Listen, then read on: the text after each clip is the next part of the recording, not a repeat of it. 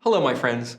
In discussing avoidable blindness, we've really addressed many issues related to cataract, glaucoma, retina.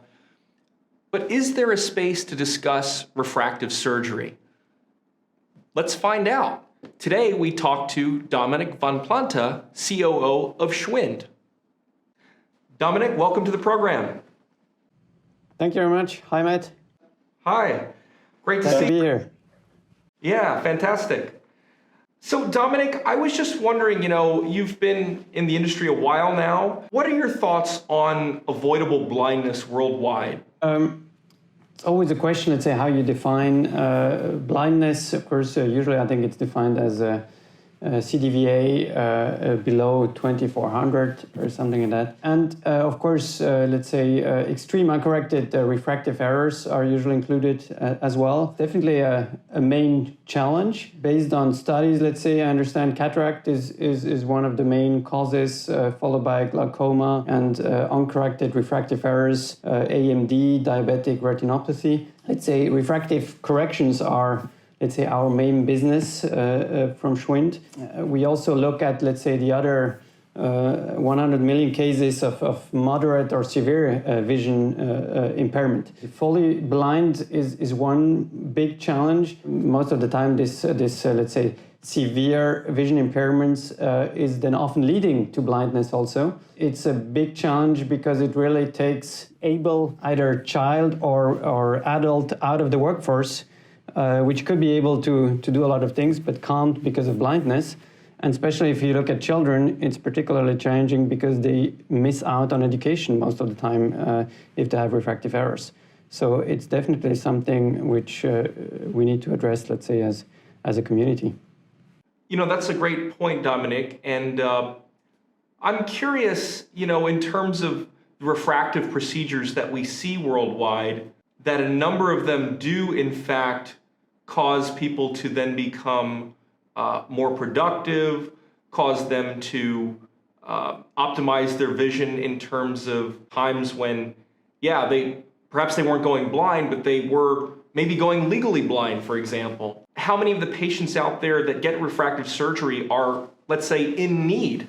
If we take the children example again, I understand that roughly 80% of information which children are learning is presented visually. If the children don't have access to this 80%, of course, this is going to impact their chances for the future. And then if you go to adult people, let's say being able to work, of course, working in more skilled jobs, whenever you need to read and everything, I mean, blindness or even partial blindness or uncorrected refractive error is impacting you. Many, let's say, especially less developed countries, sometimes those challenges are not identified early enough, or let's say not properly identified, and then people just live with the impact, let's say, without notifying that they could do something about it.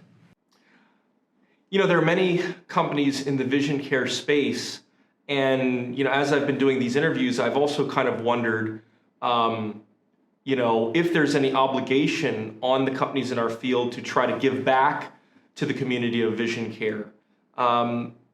What do you think, and what do you think about charitable efforts in our vision care space? I mean, it's a good question. It's an obligation. I would say it's not necessarily an obligation, but I think most of the time, yes, it comes with it to let's say, have the opportunity to contribute beyond, let's say, what we are contributing on a daily basis by providing devices, let's say, to refractive surgeons. And for sure, I think especially for developing countries, I think charities are an important building block of making advances in in eye care, because it's, of course you could say, okay, it's government's responsibility, but as we know, in many of those countries, the governments don't necessarily have the possibilities or the infrastructure to take care of all those medical challenges. Those people live in remote rural areas, and private initiatives, especially charities, are a great vehicle to transport and support those local communities. When preparing for our interview today, I thought to myself, that in talking about issues of avoidable blindness, it's easy to discuss issues like cataract, glaucoma, and even retina. But refractive is a little bit more challenging. And yet at the same time, I find that when I'm discussing this with you today, I am finding new insights into this space with your suggestions. So it seems to me that by your example, every person within ophthalmology does have something to contribute to, avoidable blindness or the management, the prevention of that. Would you agree with that? Absolutely. I think, it's not as obvious, as you say, as cataract or AMD or glaucoma.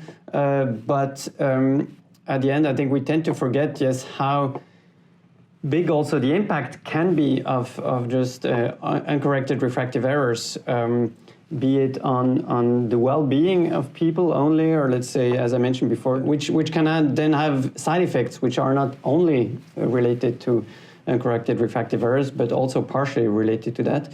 And we also tend to forget that over a lifetime, having laser vision correction is the cheaper option than having glasses replaced on a regular basis. So it also has a cost benefit for patients at the end of the day.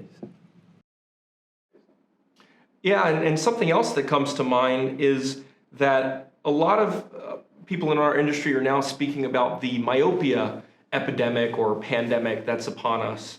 It seems that, by being able to treat myopia earlier on, I suppose, especially advanced stages of myopia, that prevents certain risk factors for playing out down the line, which some of those risk factors could lead to more severe conditions, and I suppose blindness. So perhaps as we're talking about children, but especially just earlier on, making some kind of refractive correction could be helpful down the line, would you say?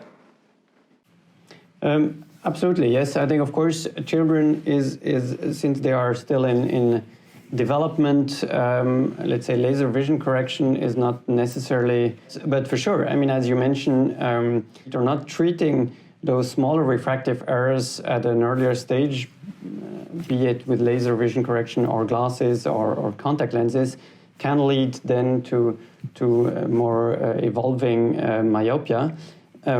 And at the end, it's also, most of the time, let's say, treatment and prevention goes a bit hand in hand. So at the end, once we start thinking about how to treat the challenge, we raise awareness for the challenge, and then those children also become aware, and young, let's say, youngsters become aware that what they need to do to be able to reduce, let's say, the progression of myopia.